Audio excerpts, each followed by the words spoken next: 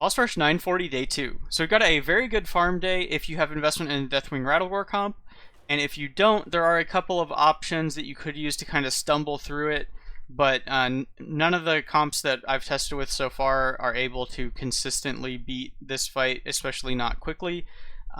So if you want to farm it, the Deathwing Rattlegore comp is certainly one of the best options, and I kind of doubt anything is going to compete with it on that front. So the comp for the Deathwing Rattlegore is going to be Arfus with Downward Dog, Elise with Monkey's Paw, Rattlegore with Rattling Bones, Deathwing with anything we're just using Resolve of Undying here, and then 2 Artillery Strikes. So I've just got Eudor with Briny Bracers and Genn with Gilnean Strength, but you could use anybody that you want in those slots. If you need certain Artillery Strike mercenaries for the follow-up bosses, you could swap those out however you like and use whatever equipment you want. We don't actually use them in combat at all. And then if you did want to try to kind of stumble through it, actually fighting the fight the normal way, the biggest struggle here is that you have to slow them because they have fast melee attacks, and then you're going to need infinite roots from Khadgar. But the green ads, the Yetis, they have a cold snap that they can use. It's the same as Varden's ability. So if there's a high frost anomaly and they spam that ability a lot, you're probably not going to be able to get through it very easily. The comp that I was able to beat it with was this one here with Arfus, Elise, and Khadgar, and then 3 Artillery Strikes. So that one was Arfus with Downward Dog, Elise with Monkey's Paw, Khadgar with Bitter Chill, Genn with Gilnean Strength, and then just 2 more Artillery Strikes. I've got Rogers with Ship Spell and Voon with Dragon Rune Axe here, but it doesn't really matter who you bring. This comp, though, I basically just ate the damage from the cold snaps. So I had like a 200 frost anomaly, and with the stats that I have, I was able to get through that. Also, with any of these comps, you're going to want your Elise to have definitely more than 100 HP so that she doesn't get hit by the Sinister Strikes, and they hit the ice blocks on turn 1 instead. And then with this comp, you probably want her even higher than that so that she can actually eat those cold snaps. Like I said, I was only kind of barely surviving with my Elise and Khadgar with around 200 Frost Anomaly, and it can go up to like 340-ish range now on 940, so it would probably be like 350 damage, so you'd be taking like 700 on your Khadgar if it was at the very high end, so you're not going to be able to survive that. So you'd be at the mercy of the Frost Anomaly and the frequency that they decide to cast their Cold Snap. I kind of theory crafted that you should be able to do another comp with this, but I wasn't able to test it because it would require you to have an Arfus with less than 100 base HP. That way he eats the Sinister Strike instead of an Ice Block on turn 1. If you do have that stat on Arfus, mine's higher because I put some points in Frigid Bark, and I also had some shared treasures here from before we bothered using Arfus. So mine has too much hit points to attempt this, but the idea is that Arfus would eat a Sinister Strike on turn 1, and then you would cut Elise from this comp and one of the Artillery Strikes, and instead bring Varden and Cookie. So you would start with Arfus, Khadgar, and either Varden or Cookie in play. On turn 1, Arfus gets hit by a Sinister Strike. Khadgar can cast a Blizzard to root the other melee attacks that are coming in, and then the third mercenary does whatever. Then on turn 2, you would have Khadgar, Varden, and Cookie in play, and you'd be able to do a Cold Snap with Cookie's Fish, and then get your Hearthfire off on that turn, and then from there you have Infinite Roots, and Varden should be able to freeze the majority or all of the Cold Snaps that the Yetis cast, but there would still be a little bit of RNG there, depending on what turns they used them on. If they desynced their Cold Snaps from each other and started casting them on alternating turns before your Cold Snap and your Fish were available again. But you should be able to freeze all of those if you got good enough ability RNG, or the Frost Anomaly was low enough that you could tank a hit or two. But from that point, you should be able to lock them out with roots and freezes, and then at the end, I guess you could try to kill off mercenaries to get better Artillery Strike odds, but it would be a little bit of a risk. But those are the options that I've kind of toyed with so far, but none of them really work too well. So the Deathwing comp is certainly the most reliable strategy that we have, and it is a very fast farm, so you only have to perform 3 total actions if you have enough Destroy All life damage. And then you just, you know, skip the animations and log back in and collect your treasures. So let me just hop into it here with the Deathwing comp.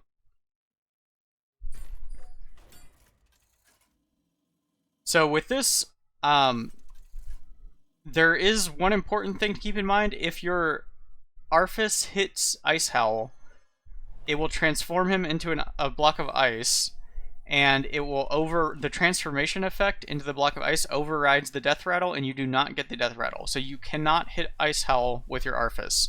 That means that you should never target this right-hand Yeti either, because if both Yetis cast Sinister Strike, then this right-hand one will stealth itself. So if I were to target Arfus here, it would stealth itself, and then Arfus could random retarget and end up hitting Icehowl. So you want to just always target the left Yeti with Arfus and cast a root. If you need the damage, you can Bone Flame. I don't need it, so I'm just going to act with these two. So you'll see here this one is going to stealth, so that's why we don't target that one. So it's just swing Arfus left and root. And then on turn 2, we're just going to bring in Deathwing in place of Arfus and cast Destroy All Life. So the only thing that can go off before Destroy All Life here is Sinister Strike. But if they do cast a Sinister Strike, then it'll just hit into your lowest hit points Mercenary. So it would just be Elise and then Rattlegore. And because these guys don't have that same passive as Icehowl, it won't turn Rattlegore into an ice block. But Rattlegore does have that same problem where if Rattlegore is killed by Icehowl, then it will not respawn. So just keep that in mind. Don't like swing with Rattlegore into Icehowl for damage. You will lose your Rattlegore and die. So here we're just going to cast Destroy All Life, and then you'll see the combo start up here. And I'm just going to restart the client.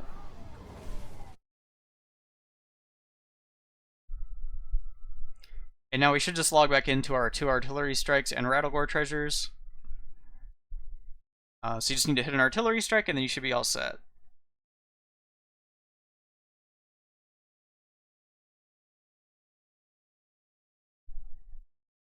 You're the star of our show. The festival can't start without you.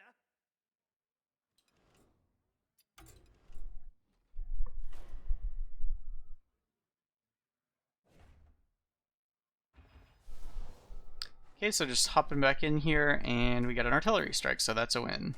So this is a pretty good farm day if you have the investment in Deathwing Rattlegore. That's one of the reasons that we invested in Deathwing Rattlegore, is that it provides a solid farm option on the days that are normally not too farmable. And it sort of gives you that consistent baseline where you can usually find a farm day within the first couple of days of every week. It's never going to be as fast as like Maestra with All Realities, but it's certainly up there. It's pretty close on a lot of days that would otherwise not be farmable.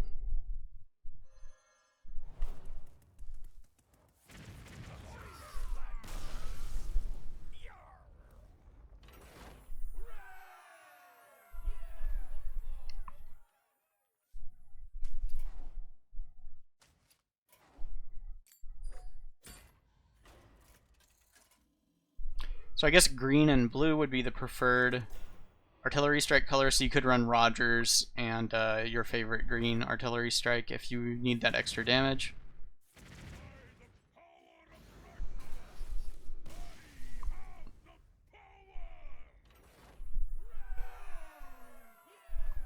So I wasn't really a fan of any of the comps that I tried or anyone has mentioned yet for beating this with like Khadgar, since you do have that issue with cold snaps and the frost anomaly. So I'm not going to run that here on the video, but if you're not able to run the Deathwing comp, then something with Khadgar and Arfus is probably your best bet. You just need some way to deal with those cold snaps. So whether that's re-rolling for low frost anomaly and just hoping they don't cast it too much, or trying to do something with the freeze, maybe with Varden and Cookie or some other freeze option. Those are usually the only good ways to stop incoming spell damage. There's not really anything else that mitigates it too well. Trying to do something with Bran, you're probably not going to ramp enough frost resistance by the time they cast it, but that would be an option, I guess, if you had that investment. But upgrading this trusty whip here to give you more frost resistance is very expensive because it's an ability. So you would also need to get enough casts of this off so that you didn't die by the time the cold snaps happened. And with the anomaly going up to like 350 around that range, you would probably not get enough casts of this off to guarantee that your Khadgar would survive on those higher anomalies. So it's just not really a good option. So I would recommend probably just roll for low anomaly and use something like this, or if your Arfus is below 100 HP, then you could attempt that Cookie Varden Khadgar strategy. So that'll do it for 940 day 2, and good luck on your runs.